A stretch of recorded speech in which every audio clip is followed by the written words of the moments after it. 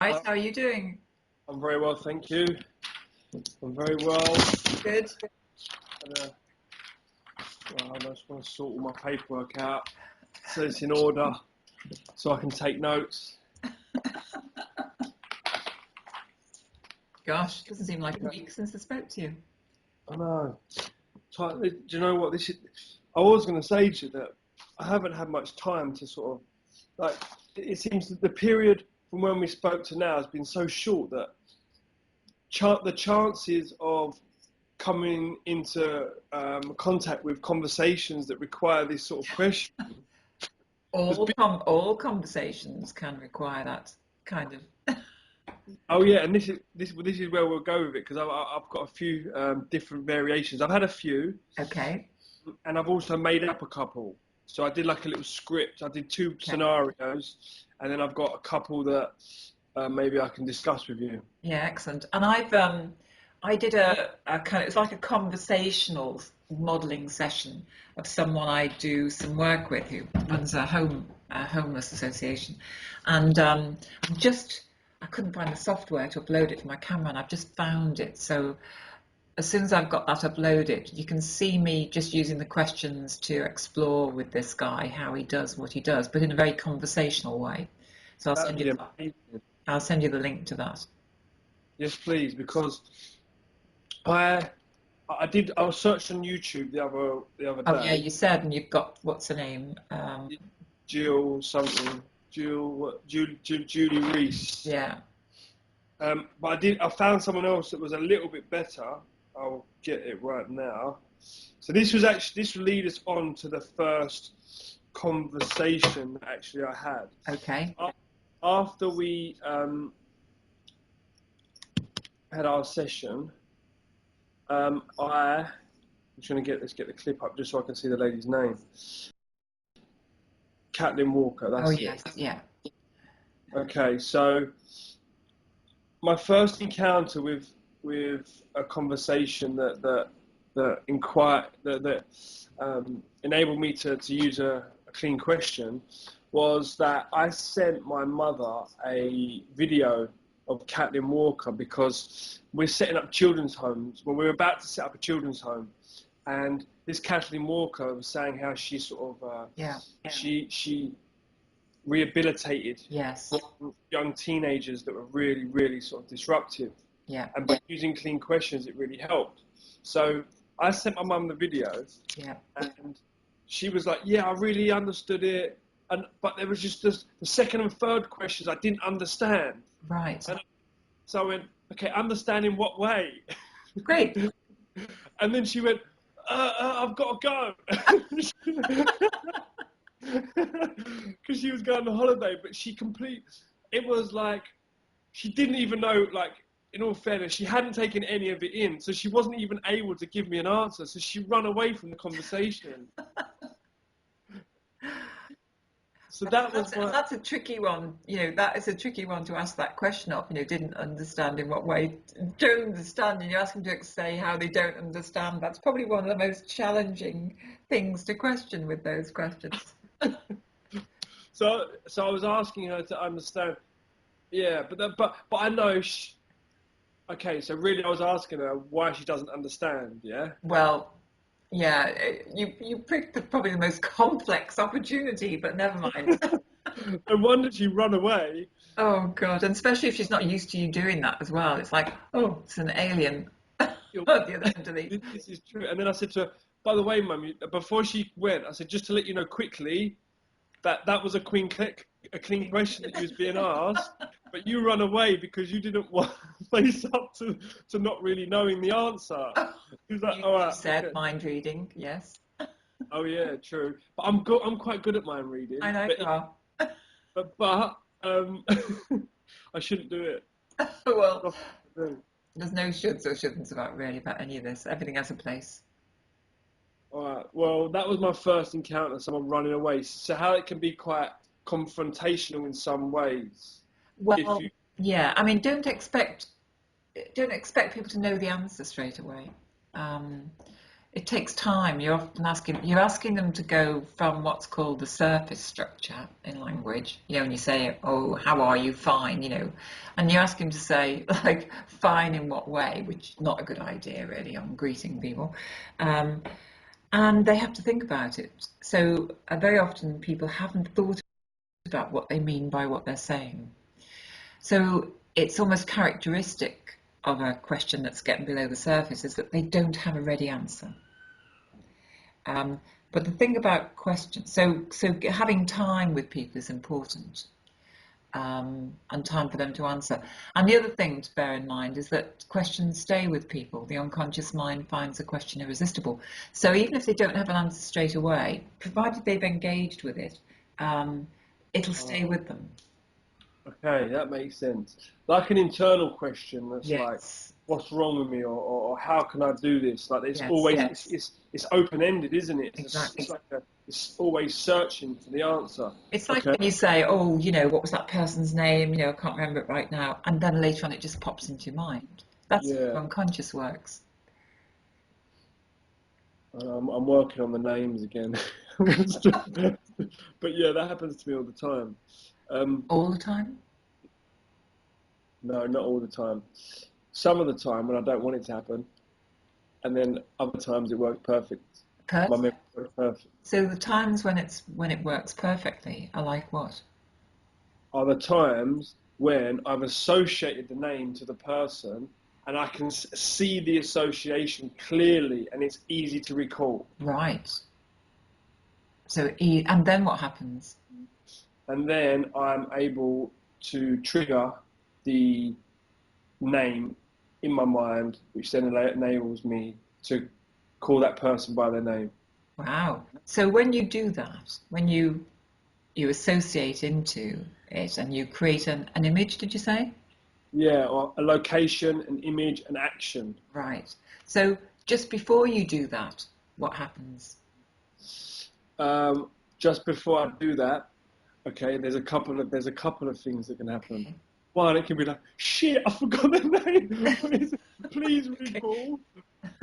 There's a little bit of tension because it was one of the things I really didn't like doing, so I'm trying to improve it. So there's sometimes there can be a couple of reactions. One can be, quick, what's their name? Or the other one can be like, this is quite easy, quite a more of a relaxed approach, Right. which then enables me to access the information a little easier. So the one when it works, when you are able to remember the name, is the relaxed approach.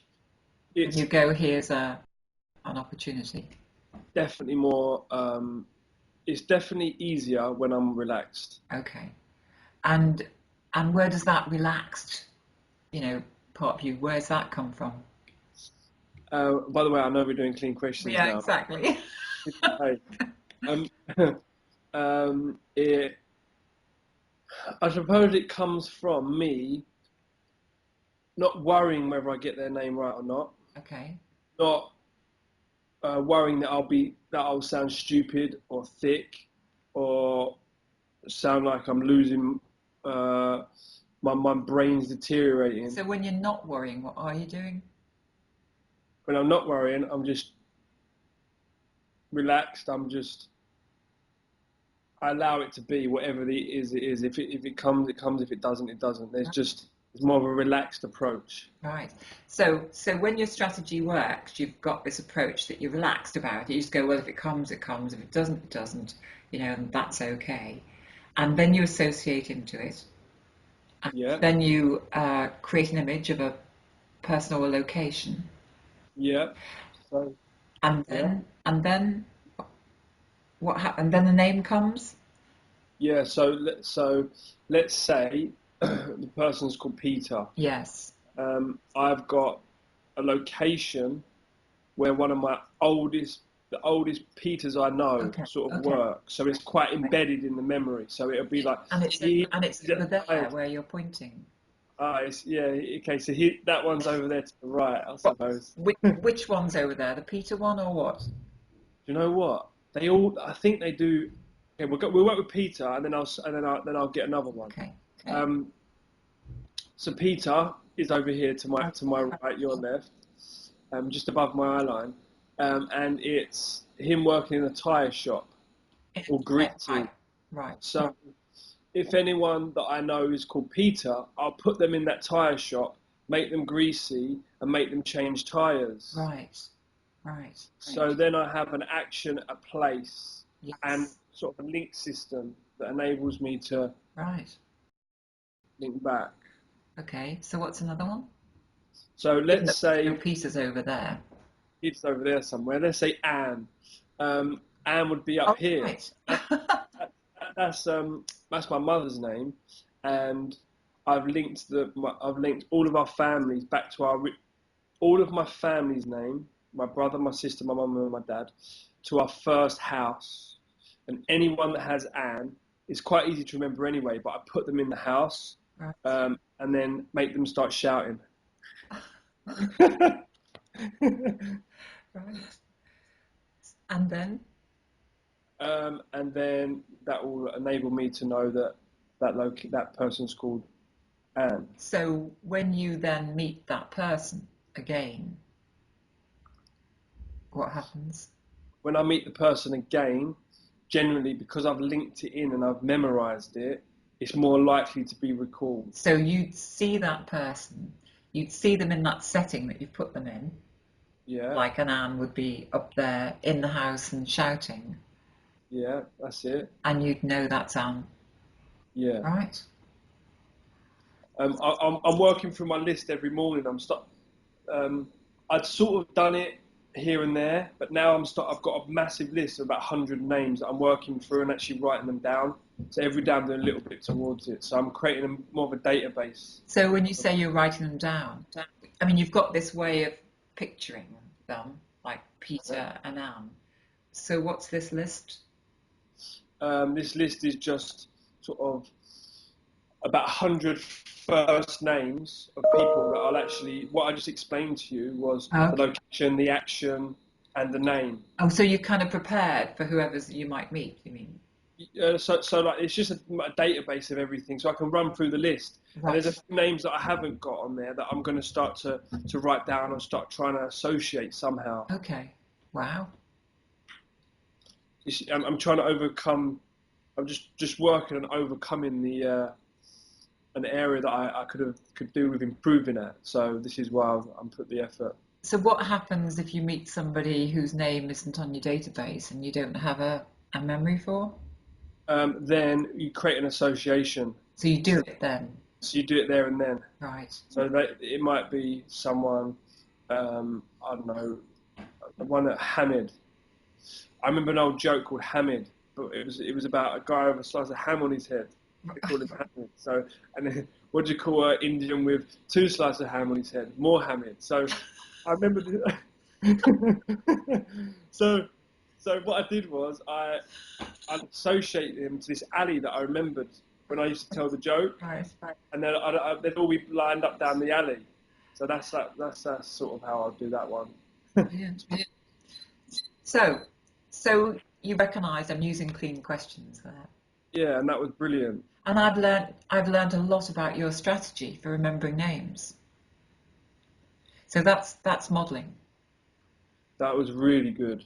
Really good. Okay, I'm going to do it again. So really good in what way? It enabled me to give you clear and precise answers, and it also got me digging deep into the truth of what I'm doing, not just being lazy. That oh yeah, I just I see this. I mean, I feel. I mean, given that I've modelled you, you've given some very precise descriptions there of what you do. I mean, very detailed about even where you put certain names and so on. I I wouldn't necessarily. I could put my own people's names where I choose, but in the context of modelling, so what would be the test for me next? Do you think? To see if it works. Yes. Yeah. Yeah. So either I do it in the moment with somebody or start building up a database. If I want to do it the way you do it, I build up that database. And yeah, absolutely. Yeah, the reason why I do the database is because um, I've got a database for quite a lot of stuff actually that I did I've got a little memory folder. So I've got first names, surnames. I haven't got into that yet. I've got countries.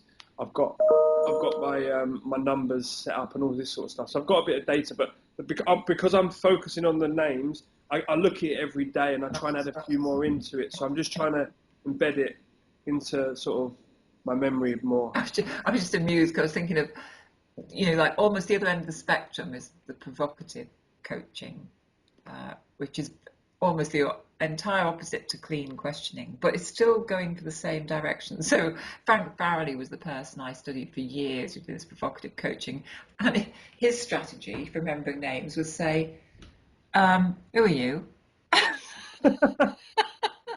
I've forgotten who you are. Have I met you before? That's brilliant. See, that's a major part of actually what a guy called Mr. Dodson, I think his name was John Dodson, and Frank Dodson. That's it.